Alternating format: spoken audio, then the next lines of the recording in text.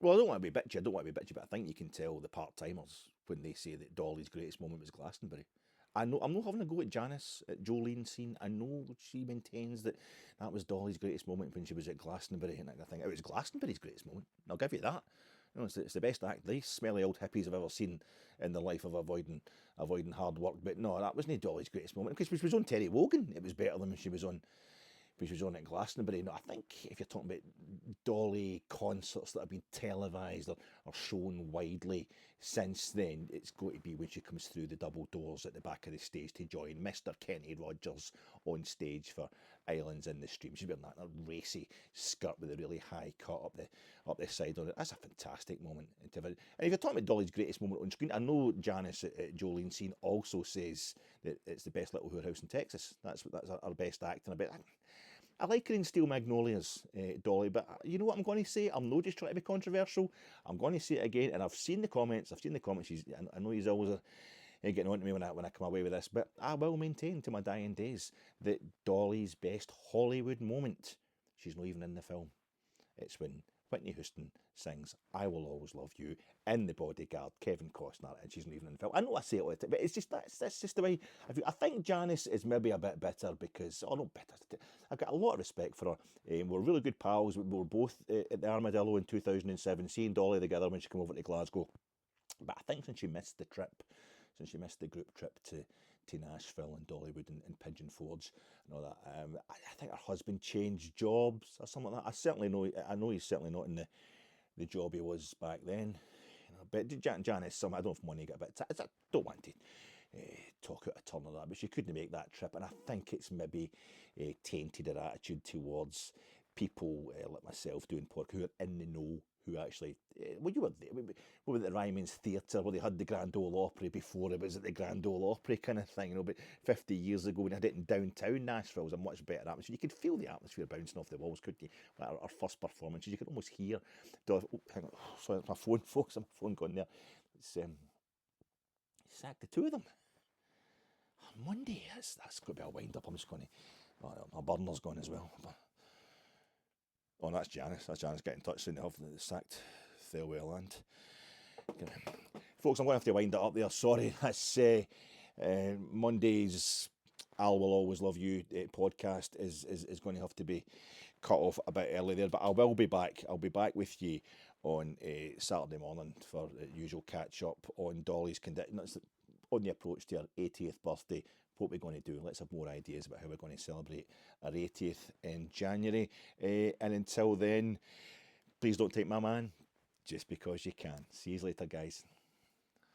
Jesus Christ, I'm not get a break. Get 2 bloody minutes to myself. Monday's my day off. I'm absolutely sick of this. It's exactly the same since 2012. I knew I've got to move all this about. This is when I get to chill out and be myself. But no, Rangers just can't go 5 minutes without my attention. It's got to be sackings here and appointments there, and this isn't good enough and that's not good enough.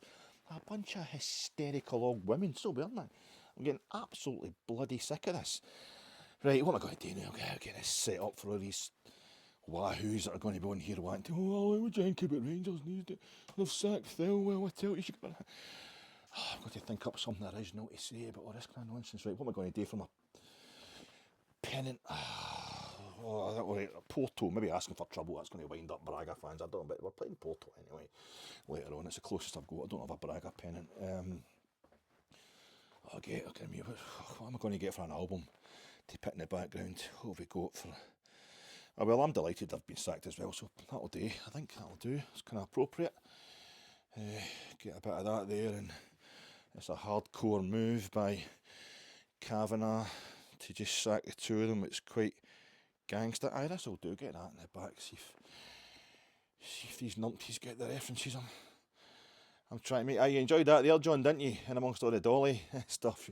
Her eyes are this way, mate. Right.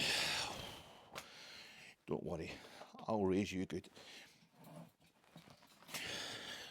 Christ, I better stop. Oh, it just never ends with this mob, really, doesn't it? Oh, Christ, not better.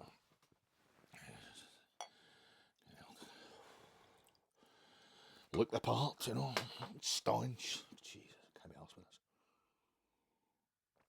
You try to get a wee bit of time to yourself, to be yourself, to do your own thing, but then along come Rangers. Great decision, Rangers.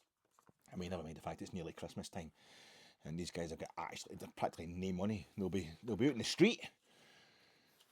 Thelwell and Stewart, absolutely destitute they'll be at Christmas time as well. Absolutely terrible. But what are we going to do now? I mean, if you sack Kevin Thelwell and every member of his family leaves, then the only folk left at Ibrox is going to be big, spotty 18-year-old boy in the middle concourse, the middle pie stall, the Copeland, and the guy who does the gates at Auchenhowie. Hi, how you doing, folks? This is your Fatek. Never mind the fact that Majowski, Chermiti and Danilo haven't hit the target in the last 4 games. The last time a Rangers striker scored a goal was the win over Hibs at Easter Road, which seems like forever ago. Our fans, our very active fans, are 100% strike rate. They've got 100% strike rates. They're hitting the target constantly every time. The minute there's a red cross going through the face of a director or a Rangers employee, the minute there's crosshairs going round their head, they're gone.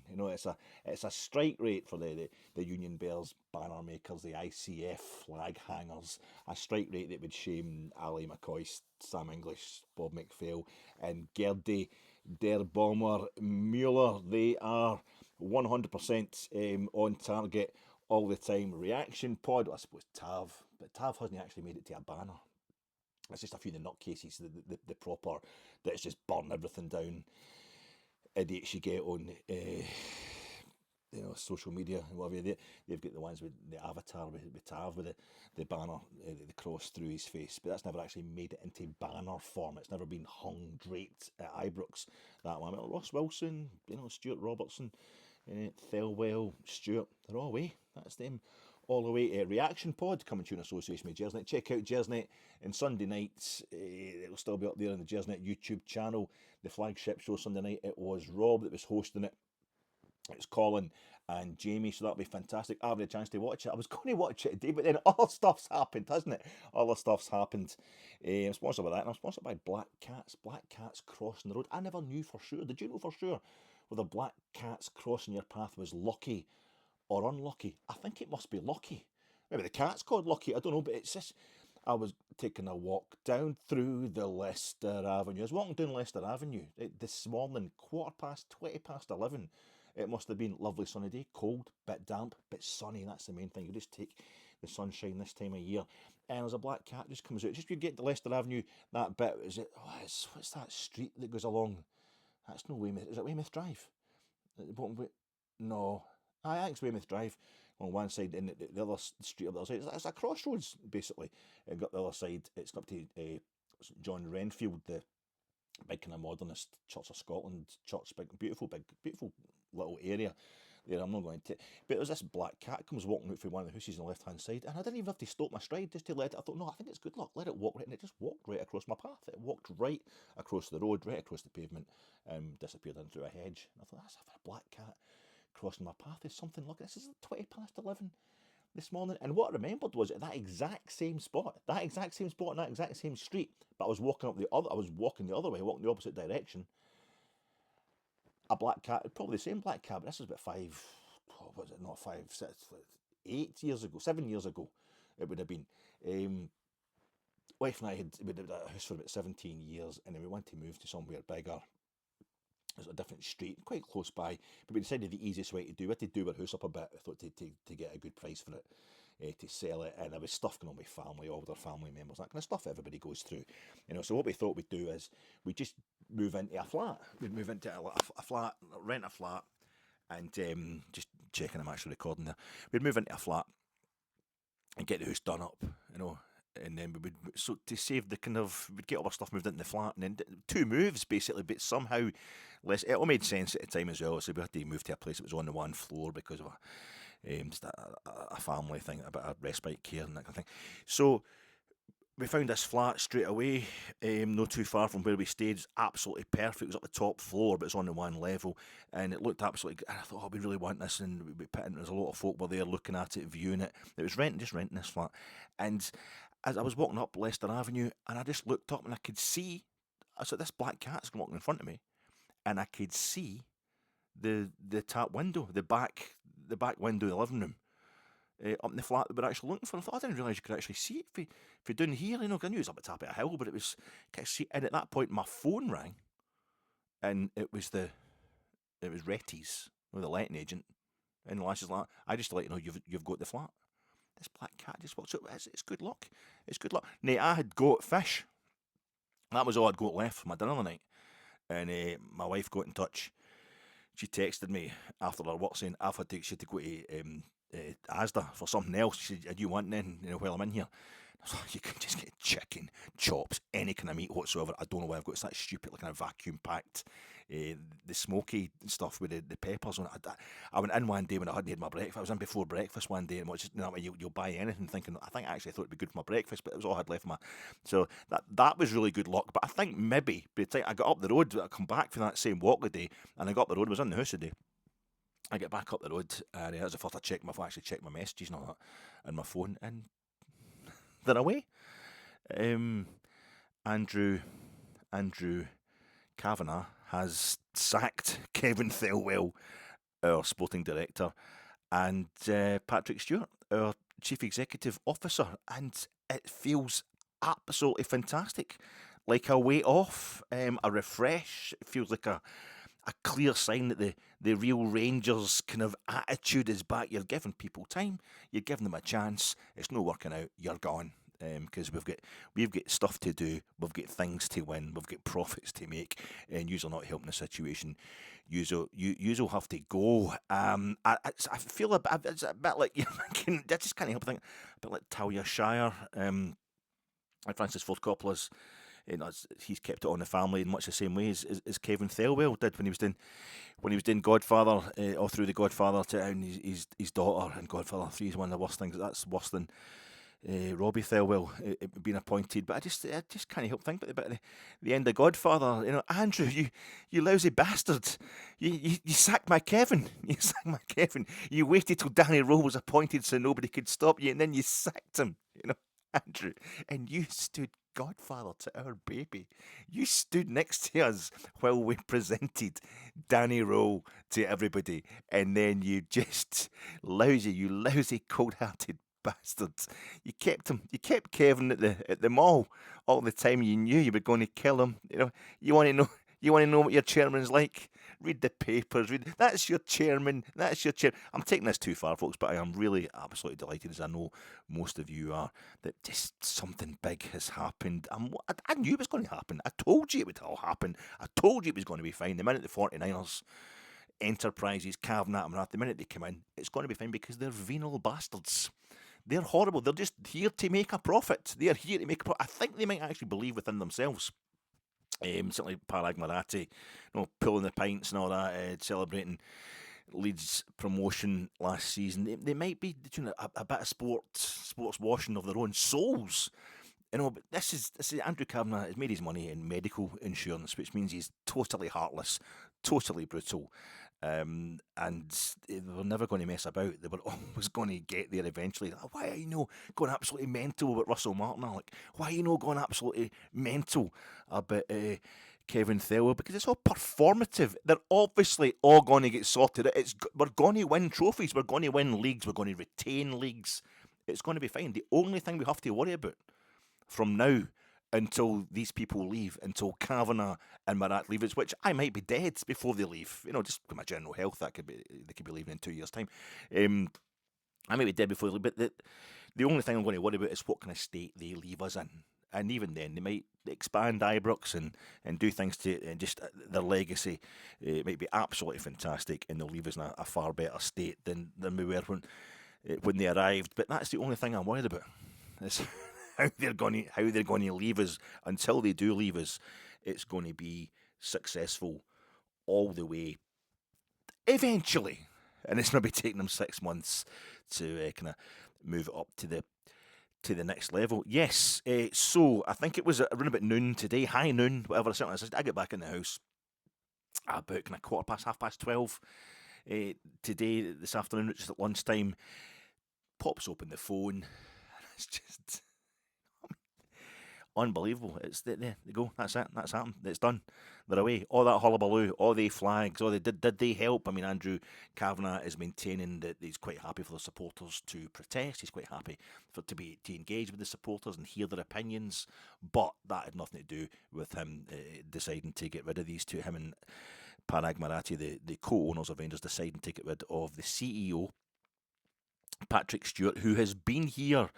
I think his appointment was a day shy of a year ago. A day shy of a year ago, the announcement that he was coming, and he arrived officially, was taken over, was it 16th of December? So he's basically getting just over 11 months as CEO of Rangers. And what a CV he had.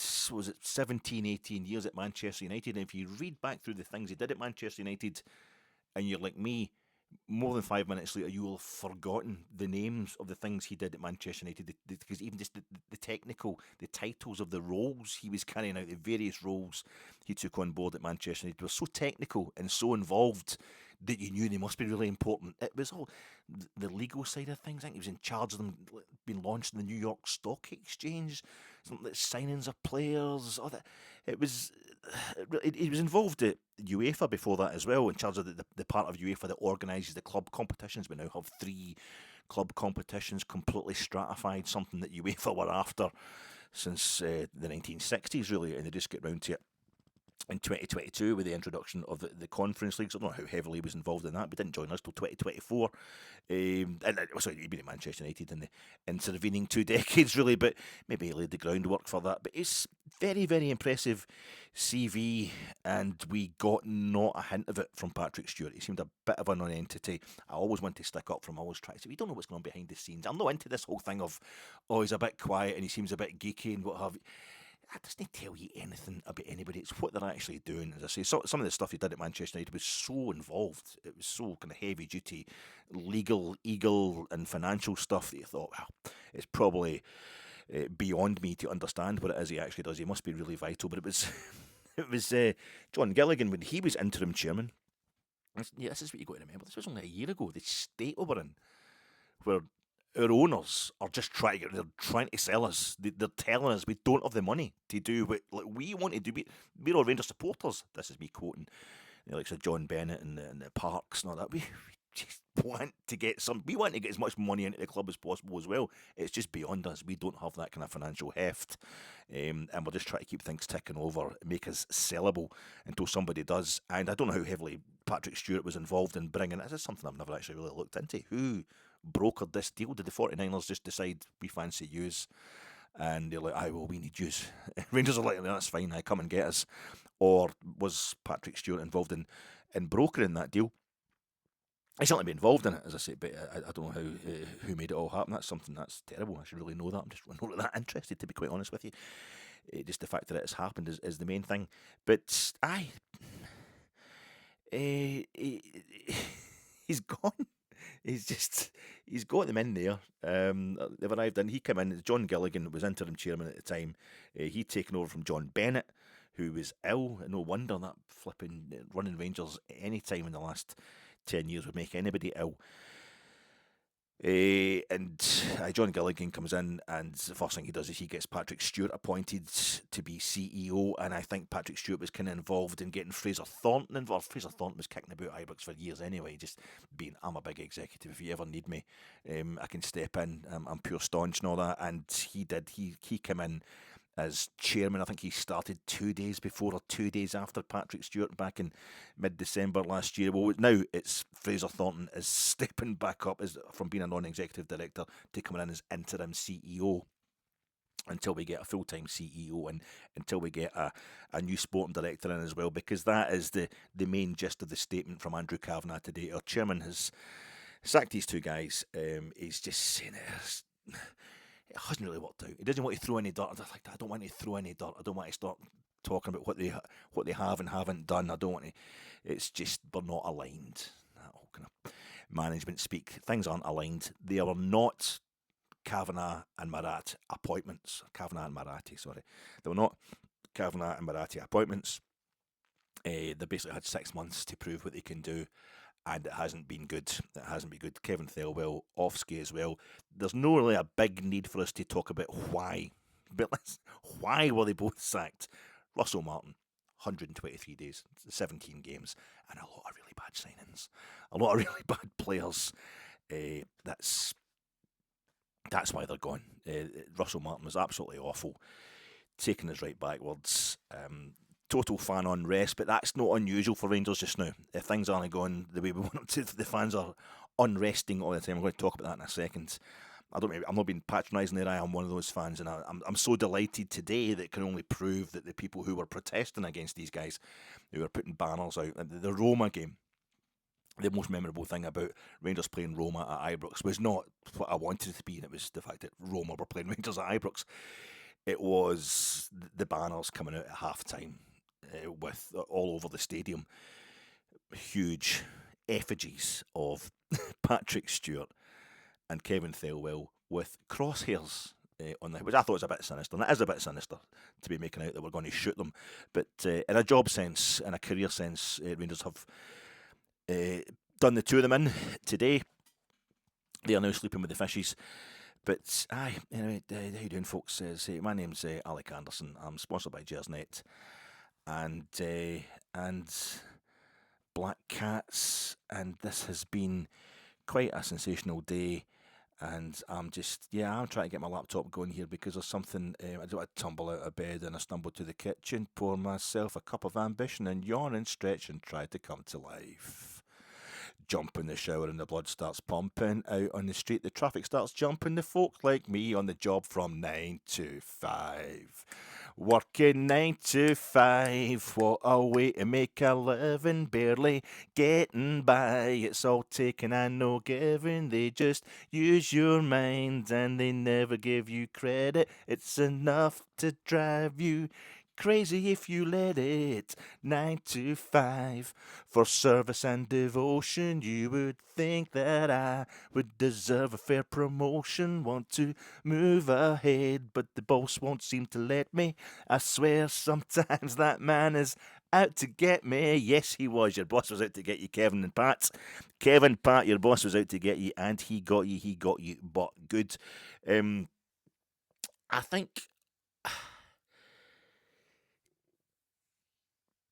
the other appointments are safe. The other appointments made by Patrick Stewart and Kevin Thelwell in their time at Rangers. I mean, other than Russell Martin, of course, who has gone. He's been away for over a month. And I think we're all thinking about Robbie Thelwell, the head of recruitment, who is Kevin Thelwell's son. There's Dan Purdy, also involved in the recruitment side of things. He's just the position below Kevin Thelwell. He got him from Everton, where Kevin Thelwell used to work. He got Youssef Chermiti for £8 million, a striker who's pretty useless in terms of scoring goals, which is a kind of main requirement from a striker. He was brought from Everton, where Kevin Thelwell used to work. A new academy director is coming from Wolverhampton Wanderers, where Kevin Thelwell used to work. He became sporting director down there as well, eventually. So there's a kind of, I was seeing it as the main thing with Rangers just now is that the infrastructure just wasn't there. Kavanagh and Marathi have come in, they've looked at the infrastructure and thought they are sporting experts. They're experts at setting up sporting franchises, sporting clubs, sporting institutions. They just looked at our infrastructure and thought, there's nothing here. It was faulty pieces. It was nothing. We didn't even start last season at Ibrox. You know, we had the manager basically behaving as a CEO, a kind of head of recruitment, all sorts of stuff. So it was an absolute disaster in that sense. So they've just been trying to shove people into the job to get the positions filled up. We're still the head of the academy, new academy head doesn't start until January. The chap for Wolves. We've got a data analyst coming in, the Donian fella. We've got bits and bobs, people starting all over the shop, and I think it's almost like they haven't bothered about the standard of the person who's coming in. Just let's get someone in there and establish that position, and it's been letting them down because little positions like head coach haven't quite worked out, and now we've got CEO, sporting director. That's not the main thing. Is we've got a CEO and a sporting director. Just the guys in the job are crap, and that has a knock-on effect. Andrew Kavanagh saying today that having Danny Roll in place has kind of basically stabilised things on the sporting front. His first concern, him and Marathi's first concern, was what was happening on the sporting front, and basically the arse had completely fallen out of it. It was an emergency stuff under Russell Martin. So now that Danny Roll's kind of stabilised things, far from perfect, but he's won 4 in a row in the league, all the league games he's been in charge of. Hearts having a wee bit of a wobble just now as well. Celtic, still getting the results, but not exactly perfect. So there's a chance, there's an outside chance of a little challenge for the title from Rangers, but that's given them the space to concentrate on other aspects of the club. Our co-owners can concentrate on other aspects of the club, and the first thing they've seen is these are not the executives. I think that was a quote. These are not the types of executives that we want. And we're going to get different types of executives in the CEO and sporting director position. Now they've had a chance to look at how Andrew and Patrick were performing. Not throwing dirt on them, though. I feel as if Andrew Kavanagh sat there, and I said this at the time, I think we all could see it, there wasn't any great insight on my part, that when they unveiled Danny Rowe, was at the 20th of October, just over a month ago, when Danny Rowe was unveiled as head coach, new head coach to replace Russell Martin, Patrick Stewart and Kevin Thelwell were there sat either side, at each end, opposite ends of the table, with Danny Rowe and Andrew Kavanagh in the middle, as if to say, the guys in the middle are staying, the guys at the end of the table, they're about to disappear. And Andrew Kavanagh was backing his CEO and backing his sporting director, but the unveiling of Danny Rowe turned into a kind of a bit of bloodletting. The hacks, the journalists assembled there, were more interested in going after Patrick Stewart and Kevin Thelwell to find out what they had to say for themselves about the disaster that was Russell Martin, and about the fact that we'd failed to get Steven Gerrard, we'd failed to get Kevin Muscat. There was all these stories coming out, and the process to replace Russell Martin wasn't as tidy as we liked, and Andrew Kavanagh would butt in there and say, no, wait a minute, just to clarify here, it was I forgot the phrase he used, because it was absolutely brilliant. It was a process that was going on anyway, a kind of multifaceted process, a parallel. I think it was parallel was the word he used. That they were looking at 3 or 4 different candidates at the same time, so it wasn't a case of you couldn't really fail so much as eventually you would come up with one candidate. It was only natural that some people wouldn't want to come. It wouldn't work out. Some of the interviews and meetings they would have with some candidates wouldn't work out, but one eventually would. I'm getting the feeling that it was Andrew Kavanagh and Parag Marathi that had the meeting with Danny Rule, and Patrick Stewart and Kevin Thelwell, one of each has fucked up with Steven Gerrard and Kevin Muscat, and perhaps that was used as a bit of a test of how they're getting on. Kevin Thelwell was on Rangers TV. I'm watching that garbage on Saturday against Livingston. That just another moribund, soulless, just heart-wrenchingly bad, just depressing struggle against a minnow, the team that's bottom of the table. And sometimes I feel as if it's out of order with Scottish football, because it is only a 12-team table. Anywhere else in the world, any other major league, Livingston would be a mid-table side, but they're not. They're bottom of the table. That's how this league works. And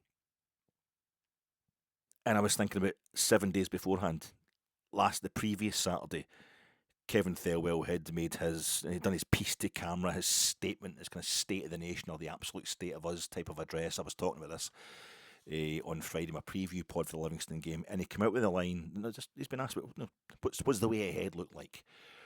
And I think it's fair play. I said this at the time. I said this on Friday. Kevin Thelwell, he seems quite accountable, because he was front and centre at the appointment of Russell Martin, then, which was there's a good news feeling about that. That was a kind of, this is the start of something great. We didn't believe in Russell Martin, but you try to get on. Well, I certainly tried to get on board with it anyway. And then he was there. He was fronting up. They probably had no choice because his boss was right behind him at the announcement of Danny Rowe, which, as I say, turned into a kind of retrospective on the appointment of Russell Martin. And I think it was maybe his third actual Rangers TV, just doing a kind of a piece to camera where he's talking about his role and trying to explain himself, via Rangers TV to the Rangers support. I think he did one when he first arrived. He was announced in April. Kevin Thelwell was going to be coming in, so it's not the 49ers didn't take over to June. But you felt they probably had something to do with it. They're working behind the scenes. I think we just all feel as if they must have had something to do with Kevin Thelwell being appointed, but not officially and maybe not actually, because they seem to be washing their hands of him just now. But he comes in June at the same time as 49ers officially take over, 49ers Enterprises. So I think he did a wee kind of introductory interview then on Rangers TV. Then he did one, I think, just after Russell Martin or halfway through Russell Martin's terrible reign. And then he did another one last Saturday during the international break to kind of explain the lie of the land. And he came out with this line, which was it's very management speak. I hate all that kind of stuff anyway. But I mean, Kavanagh and Marathi are doing it, and I'm praising them for their kind of mercilessness and their ruthlessness today. But he said this. What's the way ahead for it? How do you sort out what it is you want to do at Rangers? And he goes, well, what does great look like? You've got to ask ourselves, what does great look like? What are we against that standard? And who can help us reach that standard? And I think the first two, I think he get really good answers to all of them eventually. The Livingston game, and so what does great look like? And you can see the diametric opposite of this. I can tell you what it doesn't look like, Kevin. It doesn't look like this. What we're watching against Livingston just now, that's not great. That's pretty much the opposite of great. Where are we against that standard, the standard of great? We'll see. I mean, like, if you're Youssef Chermiti, and like when you're 2, your dad just scrapes the wallpaper, he's going to redecorate the house. And I know wallpaper's not a big thing in the Iberian Peninsula or whatever, but it was an island. What island was it? He actually comes from. But anyway, if you're maybe no, you're going to get wallpaper in your house in Portugal, and Youssef Chermiti is, say, 2 years old, and his dad starts scraping the wallpaper, and the walls are bare, and he does that thing where he goes, right, son, get up here, and I'll do the pencil mark against the wall to see what height you're doing. And the next time he's get, but then your dad dies. I don't know if Youssef Chermiti's dad died or whatever, or he just an accident and he can't decorate again for like 15 years. So the next time he decorates, you're 6'8", and he go. So that's where we're measuring against that standard. The standard of great is where Youssef Chermiti is now, and his dad gets his head against the one, has to get a ladder to get up and get the pencil mark just on the ceiling. We are where Youssef Chermiti was when he was like 2 years old. That's how far away we are, standard-wise.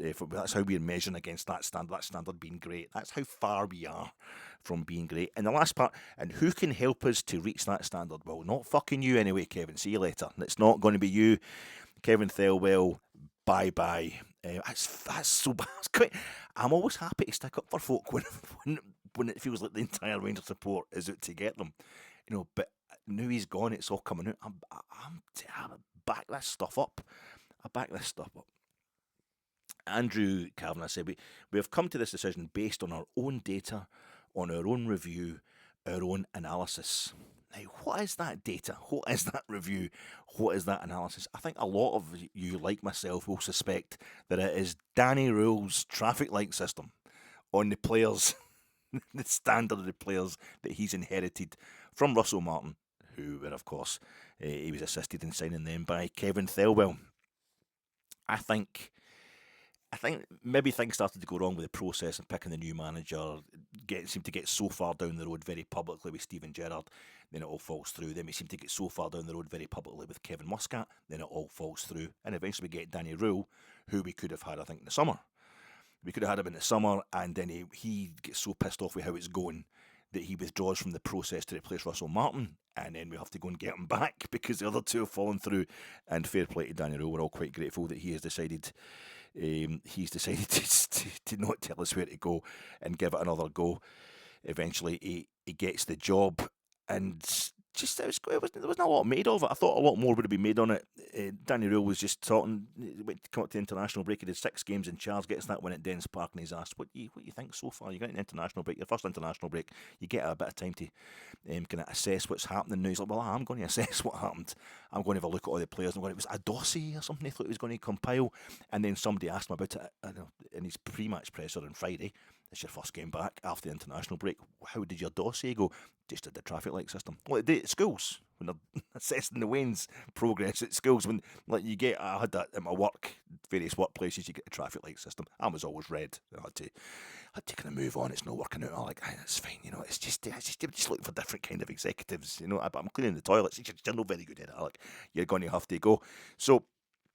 It's a traffic light system, and I can't help feeling that it's just been a lot of red lights.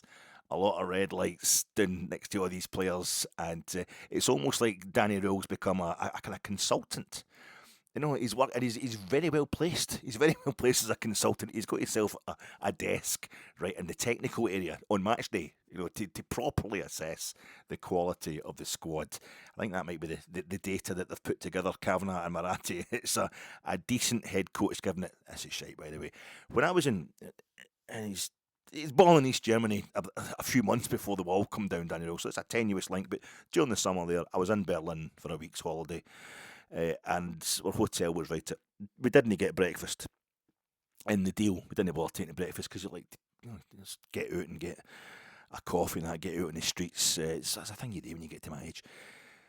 Even though I obviously spend the rest of the day eating, looking at the size of me, but it was Friedrichstrasse, Bahnhof. Just a flipping great part of Europe to be in that street, that little bit. And a couple of times we went to, there was a Starbucks, there's a few proper cafes and that run about, and there was a bit under the bridge. Used to go in there and get a breakfast and a coffee, these wee shops under the bridge, which were actually the bridges of the trains going into Friedrichstrasse, Bahnhof. It's just fantastic. But a couple of times we went, I walked on a few more yards for the hotel, and there was a Starbucks. I thought, let's just go in there. And we're sitting at the window one day, sitting down, tucking into our, I don't know, toasted bacon, cheese and bacon toasted, whatever the hell it was I was having me a cappuccino.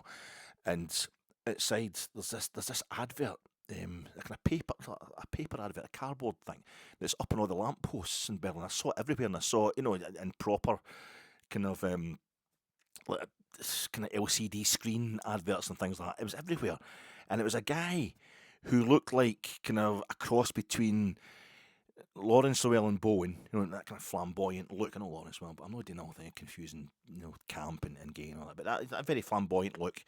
And is it Rylan Clark? Is that the guy's name is? Who is actually gay and presents various things and all that. He did a thing on TNT Sport about homophobia, and then he did a whole lot of Nazi stuff, anti-immigrant stuff, which he's totally regretted as well. A bit of patter. So quite a guy. But he looked like a cross between the two of them, this guy. Obviously some German TV personality, and he's wearing like a kind of purple suit, and he's got 2 hairdryers in his hand, and I can't remember, I think it might be Preise oder Scheisse, or Reise oder Scheisse. I think Preise might mean value, is it a good value, or is it shite? And it's 2 hairdryers he was holding, and we could see this advert. I remember sitting, looking at this advert, and I'm saying, right, I've got to know, what is that? I see it everywhere. Who is that guy? What's that all about? And we looked it up, and it's a kind of consumer affairs programme. And even the Germans can't, bear to put out a consumer affairs programme on the television, a little witch or whatever, without kind of jazzing it up and making it kind of catchy, kind of gimmicky. So this guy would go about just looking at latest products on the market, and things like hair dryers. You get this one for Revlon that's €250, and this one for the own brand for the local Lidl that's €25. But actually the Revlon one is Scheisse, so the Lidl one is Price. It's good. No, it's good. That was a whole shtick, and I can't help thinking that Danny Rule, who was just born on the other side of the wall, that just used to go across Friedrichstrasse, it's in Saxony, but in Zwickau, he would. I just kind of think he's went through that whole list, just gone, Scheisse, Scheisse, Scheisse, Scheisse, Price next to Gassama, and Scheisse, Scheisse, Scheisse, Scheisse. Yeah, it's not worked out very well for the people who brought those players to the club. I mean, you got the January's a coming, so Andrew Kavanagh and Parag Marathi have decided we're not having these guys in charge. We're not having Kevin Thelwell in charge for the next transfer window because the last one was a disaster. So that's absolutely fine. Our AGM, well, the AGM's coming, isn't it coming? Is it? There's not going to be an AGM. We don't have to have one since they bought over 51% of the club. There's not even Dave King. Dave King doesn't have any shares anymore. We'd have to listen to that prat yabbering on. You know, I know he saved the club, no, didn't he? No one we really needed saved, but there's no need. Since we changed from a PLC to a limited company under the 49ers, they don't actually have to have a AGM, but they've promised that they'll have these fan advisory board meetings. They're going to have a big one and like an unofficial AGM almost. I think, but the next one's not planned until the summer.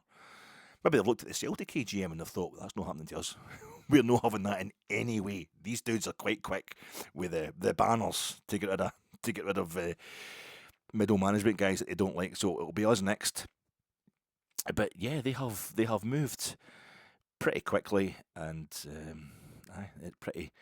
pretty definitively as well. You want to know how many other kind of men he had sacked? Just read the papers. That's your chairman.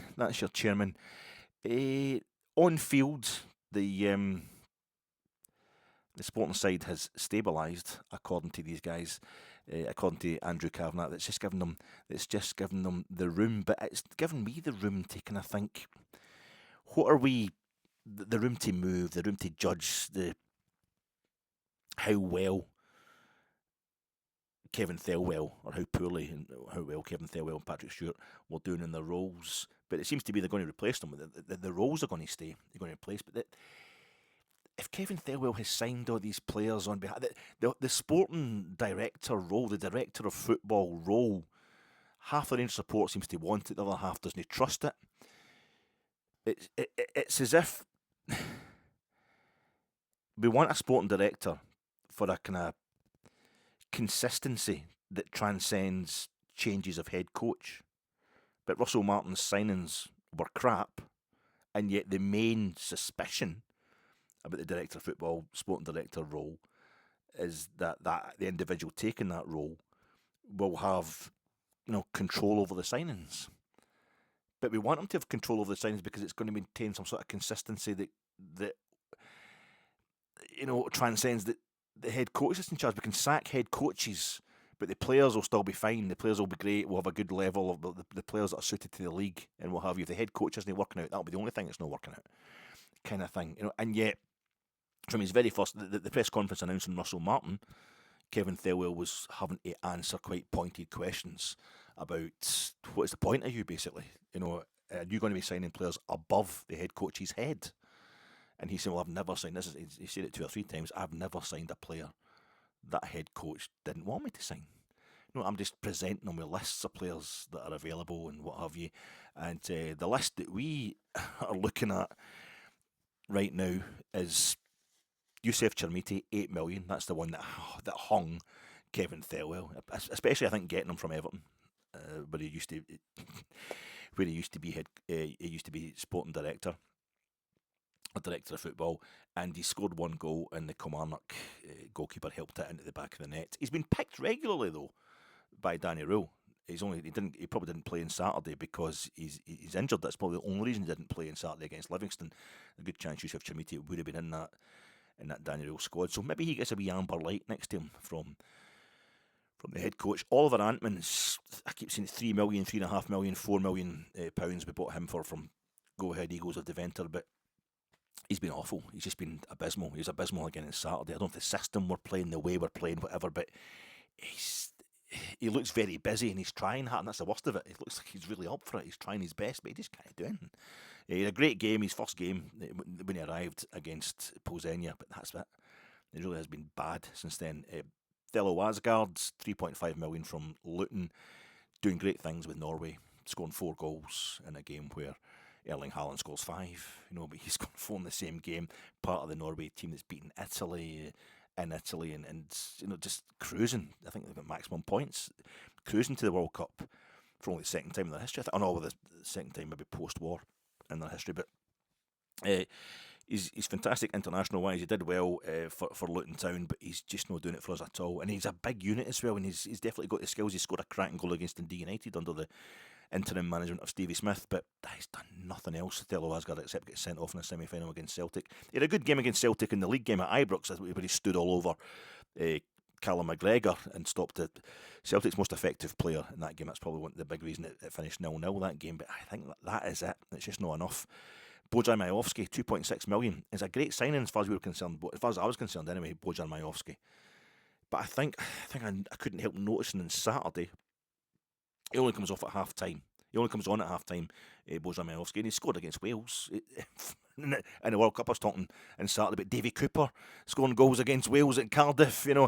This wasn't quite as crucial. Turned out it wasn't quite as crucial. As a World Cup qualifier, it was against Wales and Cardiff, but he scored the only goal for North Macedonia as they lost 7-1 to Wales last midweek. But Bojan Majowski comes on at half time for Rangers on Saturday. He has a header that's quite, reasonably close, and that is it for chances right up until basically we score. But just before we scored, he's involved in a kind of move with Bajrami, Nadim Bajrami. He comes on as a sub later on. He goes up the left and he plays in Majowski, who can't quite get a shot away, so he kind of squares it to the side to Asgard. Sorry, to Gassama, who misses the shot on goal. And then about 5-10 minutes after that, he goes through on goal. Majowski, Tav plays the ball over the top. He goes through on goal and he kind of challenges the goalkeeper, and that lets the ball run free through to Diamandi to knock it over the line into an empty net. Both those major involvements for Majowski came from Livingston deciding they were going to attack us. Livingston, and I can't blame them for thinking, sod this, we're not going to bother with a draw, we're going to go for it. And that was a big mistake. They opened up, but they ended up playing with a high line. No, they're no sitting in deep. So we just knocked the ball over. So Majowski gets involved because it's like he's playing for Aberdeen again. They're playing against a Highland. Teams don't mind attacking Aberdeen, and he gets in behind them. It's a situation that Rangers aren't going to face that often in Scotland. So maybe it has been a poor signing. Emi Fernandez scores again the other day, scored against Alloa in the League Cup earlier this season. Just been a big, powerful centre-half, but he's scoring in the opposition box as a defender. Far from convincing. Should have given away a penalty. I don't know how that wasn't spotted by VAR, if not the actual referee on the park on Saturday. I certainly saw it straight away when he handled the ball. But, he's undisclosed. But I think we're thinking it's in the multiple millions. I've seen 2.5 million being quoted for we bought this fella. He's only 24 years old, I think.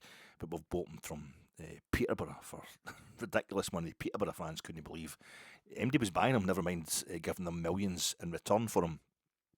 Gassama seems to be the best player that we've got, and this is it's £2.2 million he cost from Sheffield Wednesday. But I don't know if was it a lazy, lucky signing? And keeping with everything else that Kevin Thelwell did, just going with what he knows, what's handy. Like a boy who used to stay in the same house as him comes in to do a job. We were training at St George's Park pre-season down in Burton at the same time as Sheffield Wednesday. And they're having a fire sale because their club's falling to pieces. They're now in administration. And it was so bad that they're enjoying the fact they're in administration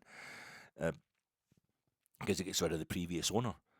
But I don't know if they've been standing there watching one of the training pitches next to Rangers and going, that fella, that's pretty useful. Who's it? Look him up on Wikipedia. Gassama, Sheffield Wednesday financial troubles. Oh, just going to have a... You take cash? I'll take cash. That's it. We've signed him. It's almost like the one signing they've got right has been... And we'll get Joe Rothwell for 0.4 million. What a bargain. Joe Rothwell, he's worked out great since we got him. It's all... That's the one I was going to try and... If you're going to defend Kevin Thelwell, say why he should get another transfer window. If he's reassuring us that he will only sign players that his head coach wants, then he's been hoisted by that very petard, by that very fact, by that promise that we wanted him to make to us. It's really strange because it's Russell Martin's players that just aren't working out at all. They aren't working out for Danny Rowe either. He's getting the best possible tune out of them. But we wanted it. And there's all these loan signings as well. Jaden McGowan has been okay. Nasser Jiga, God, started well, but he's just fallen off like he was terrible on Saturday. And Max Aarons is a really, really checkered start to his Rangers loan period. It's just not worked out at all. The squad is absolutely awful. It's I wasn't really.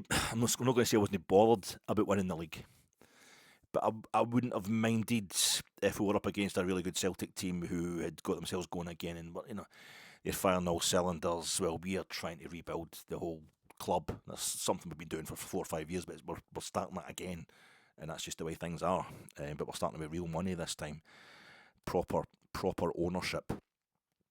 So if the league had to go by the wayside as we rebuilt and we found our feet, okay. But it's Celtic hearts are having a wobble.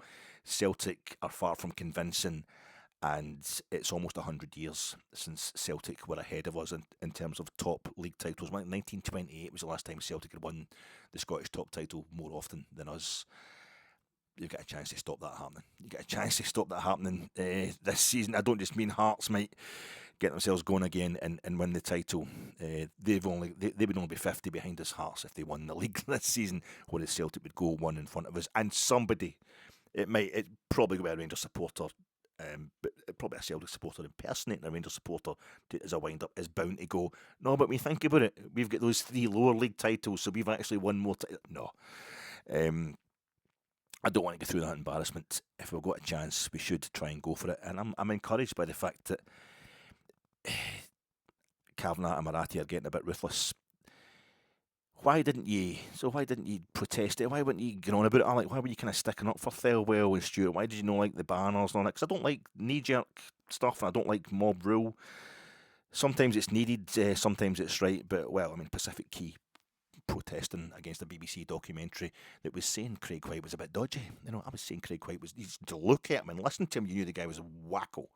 He was just a fly-by-night. His CV was just all about asset stripping, but you were getting told to shut up and stop being unstaunch at the time. That was that. It's not always right, and it's not a democratic process either. It's just the loudest, kind of most volatile fans that are doing this stuff. That are getting active in that particular way. And all your kind of mainstream podcasters will just go along with that stuff. The one thing, Rangers Review, anytime they talked about the couple of times that Thelwell and Stewart were confronted by fans at airport, hotels, and at no point did they say, I don't remember, there was really not a lot of emphasis on the fact that shouldn't happen. We shouldn't be behaving like that. It was just, well, that's what's going to happen. The fans are angry. There's a thing just now about just going along with the loudest, most volatile fan opinion and taking that as being the general opinion, as being how we all feel. And it's not always the case, and it can lead to stuff. I go back, David Murray. Well, we wanted to get rid of David Murray, did we? We had to. I don't know. You push so hard, you're just demanding so hard all the time, perfection all the time, you end up, people try to take shortcuts to keep you happy, forget to sign the right wee bit of paper, and next thing you know, we know what happens. It's not a good way, it's not a healthy way to proceed, and I find that there's a bit of hypocrisy, as I was saying earlier on, about this thing. It's to be so militant, to be so strident, to be so kind of hateful, almost so upset, but in a very, very particular way. And I'm not just trying to pun on the use of the crosshairs and targets, but it's like a sniper. It doesn't go, oh, everybody's incensed, but we're all so unhappy, we're all so incensed to the point of protest and holding up play by throwing things on the pitch and, putting banners up and plastering stuff on the front of the main stand and protesting outside the main stand. But it's no against, it was against Russell Martin then, but we all love Danny Rule now. So that's the head coach. So we're not protesting below Thelwell and Stewart. And also there's not a single protest against Marathi and Kavanagh. Not a single protest. The ICF banner at the Roma game said 49ers not make Rangers great again or something. It mentioned their name, but it wasn't going to go against the new owner because we know we're on a good thing with them. So why do you not trust them to go ahead? Because to actually sort this out, they will take care of any failure to perform on the park. They will get there eventually. When Lawrence Marlborough, it says, oh, the soonest revolution, overnight, that was it, we won the league and everything. It didn't happen overnight. Lawrence Marlborough took over in 1985. It took him to 1986, April 86, to sack Jock Wallace. He has to get David Holmes in as his chief executive. It's just taking its time. Even when Souness arrived, he gets sent off in his first game playing for Rangers. The crowds were like kind of 28, then 32,000, then 34,000. It wasn't like it was 40,000, 45,000 sellouts every week. Ibrox only held 45,000 then. Instant success straight away. Celtic won a double the following season. It's basically no until Walter Smith takes over. And takes over from Souness, and we go into properly turbocharging towards 9 in a row. We're a goal away for the Champions League final a couple of years after Souness has left. That's when the David Murray has taken over from Lawrence Marlborough. He's bought us out via Souness. It doesn't happen overnight. You don't get perfection. These things take time, and it's basically just 6 months. Not even, is it even 6 months since the 49ers Enterprises took over, and we're expecting it to be perfect. It seems really weird if you're so upset, you're so outraged by the people under their charge that you don't go after them. Because I just feel as if it's a disgrace. It's that has always in the past led to John Bennett's got to go, Park's got to go. It seems strange to stop short. It seems a bit hypocritical that we're just being a bit. I don't enjoy it. And also, Alfred Hitchcock famously or infamously, fat like myself, and they say that it's a thing that happens to some folk. But Alfred Hitchcock's mum was very hands-on, very protective of her boy, very adoring of her boy, to the point of getting kind of incestuous vibes. He was getting incestuous vibes, and he subconsciously, boys are in that situation, even particularly as they get older and she gets more clingy, kind of deliberately make themselves unattractive by being really fat, so that the mum won't fancy them. It's against nature, it's against evolution, whatever.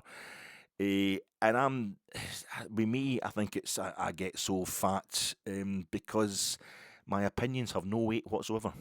I don't trust my own opinions. I know if I knew as much about football as I want to, I would be working in football. I would be a director of football. I would be a CEO of a football club. I'd be a manager of a football club. I'd be a head coach if I knew the kind of stuff about football that I really wanted to know. But I don't. So I don't really have, my opinions don't really have any great heft. I'm just talking, and I've you do a bit of podcast and you do things like that. There's a lot of young guys. It's below 30 seems really young to me these days. Anybody who's kind of like 25 to 35 seems like a kid as far as I'm concerned, the older you get. But they're all kind of bitching at each other about who's got the best signing news, and who do you see it on social media and that, and the various Rangers podcasters and things like, oh, that's a tap-in, predicting that we're going to sign that guy and that's over the line. You try to announce that as news. I'm not into all that. I'm just here I'm a Rangers supporter, just talking about what it's like to support Rangers, how I'm feeling, how I see it, what that kind of thing. It's no, I'm not in the business of predicting stuff and saying who should stay and who should go. I know about supporting Rangers. I know what that's like. I know what I've seen. I know the stuff that's happened before, what we've been through and what have you, and how that made me feel. But I'm naturally against, I think after everything that happened in 2012, which I can't help feeling, there's no, David Murray mucked up, had to go, but it's almost a kind of, I've got a creepy kind of spirit. I'm not religious in any way or whatever like that, and I'm very superstitious, but I don't take that seriously. But there's a kind of karma thing as far as I'm concerned about somebody who's won you, giving you so much that you, in my case, grew up dreaming of, 9 in a row, no longer a Celtic record, it's a Rangers record as well. And we're one game away from making it 10 in a row. One goal away from reaching the Champions League final. I grew up with Celtic being the first British team to win the European Cup. We could be the first British team to win the Champions League iteration. We're the first British team to qualify for the Champions League proper, putting Leeds out en route, like Celtic put Leeds out in the 1970 European Cup semi-final, en route to another European Cup final. But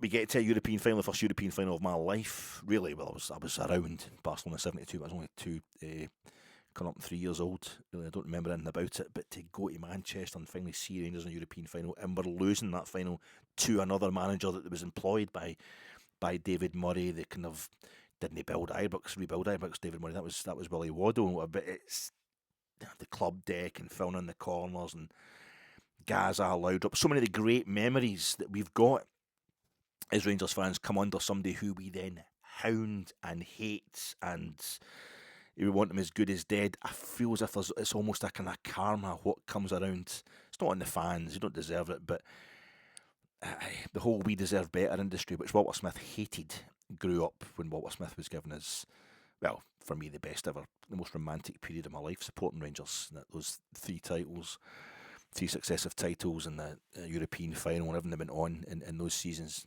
absolutely amazing. I just feel as if the hounding of people, the getting too active, it's led to bad things in the past, and I like to try and give, and that's what Kavanagh and Marathi's statement was saying today. At the end of it, it was just, you got to be careful, you got to take your time, you got to make sure you don't go in there, you don't go too far. And I just, looking at that advert, that poster, the Reisa or oder Scheisse of that guy, and it was on a lamppost, or was it actually on the mast that was holding up the traffic light system at Friedrichstrasse Bahnhof, just before they go under the wee tunnel under the tracks. The traffic lights used to go across, and over the other side of the roads, the dual carriageway, Friedrichstrasse, and sitting in the shop doorway with a wee guy in a Brazilian kit, different Brazil kit every day, sometimes Brazilian club kits, wearing a Santos kit and stuff like that, and nae feet, he'd nae feet, and he's sitting in the doorway begging, because he's got nae feet. And I feel as if there's things in the world that are much more worthy of our protesting, raging ire than 2 guys who were always going to get sacked if they didn't do the job properly. But hopefully Kevin Thelwell, wherever he ends up next, will get us back at least about 7 million of the 8 million. If he just keeps going true to form, he'll be buying Chermiti off us in January. He'll probably get £7 million off him for that one, because in his time at Ibrox, as country music's greatest living artist said, he spent a hell of a lot of money to make our squad look this cheap. We were awful on Saturday. We were absolutely terrible. The new manager bounced. I got the feeling that an international break was all it took for the old kind of slothful habits to kick back in. And Danny Rose post-match press, he's talking about it was a dirty win. You're absolutely right, it was, Danny. Nobody's blaming him just now, but it was it a kind of reversion to type, the first fading of the new manager bounce. I was so sick of us doing this thing ever since Steven Gerrard left. It was 4 years ago Steven Gerrard left. This thing of new manager bounce. We start really well, we go on a great run. It's usually Celtic that beat us first, and then everything kind of collapses under, Michael. I mean, it used to happen under Steven Gerrard. We would have a great win, an old firm win, just at the turn of the year, maybe a winter break. We'd be the team on form. We'd have the momentum, maybe a couple of points behind Celtic, sitting on their back wheel or whatever. And all the momentum would be with us. Winter break, we would lose that momentum. We'd fall to pieces. Celtic would win the league. The hard part of it, and we'd have a wee revival around about March, April, May, get the form going again when it was far too late. Happened under Giovanni Van Bronckhorst. We go into the winter break. Celtic got the winter break changed in much the same way they got the schedule changed, or they cancelled that Old Firm game when Phil O'Donnell died. So I'm quite happy to see everything that's happening to Peter Lawwell just now. But they changed the winter break, and we were laughing at them. Ange Postecoglou's Celtic were drawing 0-0 with St Mirren's reserves, with St Mirren's youth team, because COVID had hit St Mirren so badly that Postecoglou couldn't beat them. And I thought, this is going to be easy. After the winter break, we go to Parkhead, get beat 3-0, going on 10-0, and that's it. We're not going to win. We beat the Scottish Cup semi-final, win our first Scottish Cup in over a decade, but it's the same thing. Michael Beale comes in, goes on a great run. Michael Beale. Win. And I think 3 out of the first 4 losses he had were all to Celtic, and eventually it's one at the beginning of the season when a Celtic team that were really under pressure. We hand it to them at Ibrox in the first Old Firm game of the season, and that's him. And Philip Clement got us back in. Nobody was blaming him for his first loss was to Celtic at Parkheads, and it was a narrow loss. We're down to 10 men and stuff like that, and they were hanging on at the end, Celtic. But we end up, they've beaten us, and then we come straight back through the winter break, and we get a win over Kilmarnock before the winter break. Then we come back, and by February we're top of the league again. But it falls away. It falls away, and a lot of people were blaming Patrick Stewart for not sacking Philip Clement the second that we lost to Queen's Park in the Scottish Cup, their worst ever Scottish Cup defeat. And a lot of people, I saw people today talking, doing Vox Pops, I think, for Rangers Review, offering the opinion that we should have hung on to Clement until the end of the season. Because instead of bringing in, Barry Ferguson and all these coaches, Billy Dodds and Neil McCann, we just hung on to Clement. We're going to get rid of him anyway, and there was going to be a massive ownership change in the summer. So maybe that's something that Patrick Stewart has been. I've not really talked about Patrick Stewart because there's not really a lot to talk about. As I say, I'm always loath to criticise people on their kind of outward appearance, but it is a job that kind of requires a bit of a bit of presence, and he just didn't seem as if he was really comfortable in it at all. He's made a muck up when it comes to the May the 4th be with you, the soonest banner for the Old Firm game, last Old Firm game at Ibrox last season. He got that wrong. He intervened against the SFA, we started to have a go at the SFA, the standard of refereeing after the farce in the League Cup final last season. That was okay. He did that.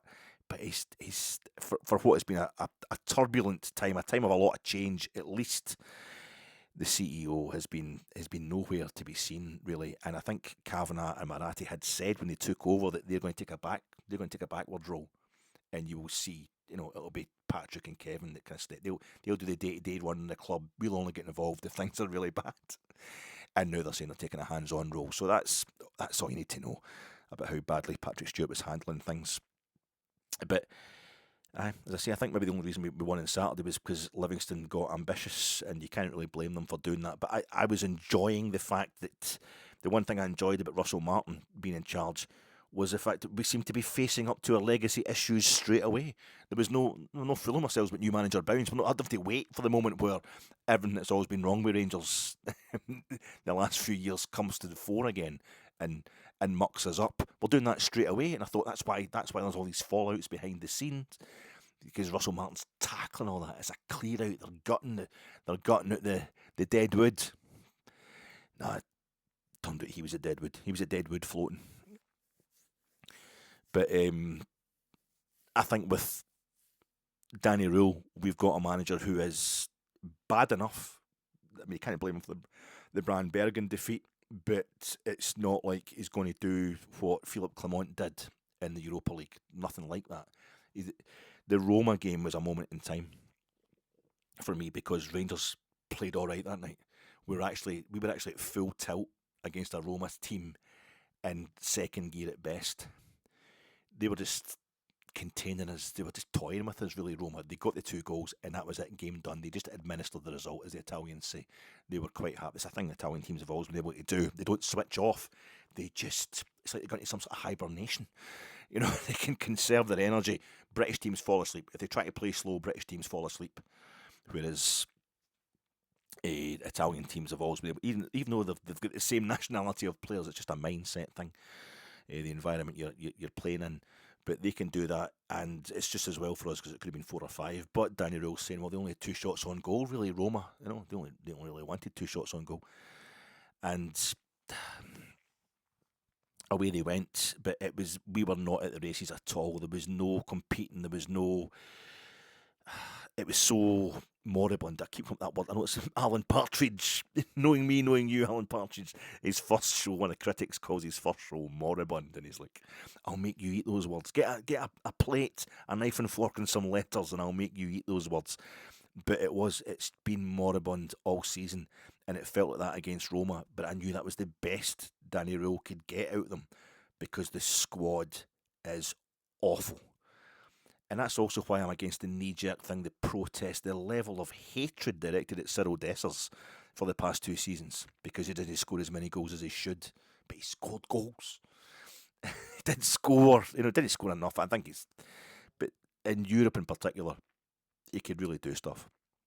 And I think last season we finished 8th, and it was this calendar year in January we finished 8th in the new style, the Swiss system Europa League group, and now we are heading towards 8 straight defeats, a Scottish record we're going to set it, and in the one season as well. So this has all happened in the same year, that complete change in form, but that complete collapse. But we're going to. I don't want to give away my really exciting Braga preview pod, which I promised to make nice and short now, troops, which I'll get up here on Wednesday. But I'm basically advocating Rangers go 11 behind the ball. Just go 10 men behind the ball. Get on some substitutes as well if we possibly can. Try and do like Moscow Dynamo did when they played that friendly in 1945. Just get an extra man on there. Get behind that ball and just don't attempt to leave your own half at all. Defend for 95 minutes and get a point.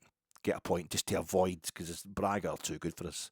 So many teams are going to be too good for us in Europe. We've had the easiest part of that run of 8 fixtures in this group stage, and we're heading for a record, a Scottish record, equaling, or are we going to beat the record? 8 consecutive European defeats, and to go from 8th place in the Europa League to 8 straight defeats. My consolation for the last 7 years, more than consolation, it's just I've actually got angry with Rangers supporters for not praising it enough, because I feel as if what we do in Europe counts for more than what we do at home. It's been the Europa League in particular, as we all know, getting to the final, quarterfinals last season, the pride since Stevie Gerrard came in, basically since 2018, and just getting us through all those qualifying rounds, 4 qualifying rounds into the group stage, and almost getting through the group stage. The following season, getting out the group stage. The following season, just last 16, last 32, and then last 16, and eventually getting to the final under Gio. It's been amazing, and to see us completely invert that in the space of 6 months it's been horrible. That has been absolutely terrible, and that's the one thing. If you ask me, I'm not out protesting, I'm not out putting banners out, but I am delighted that Kevin Thelwell and Patrick Stewart, who have overseen this, are gone, because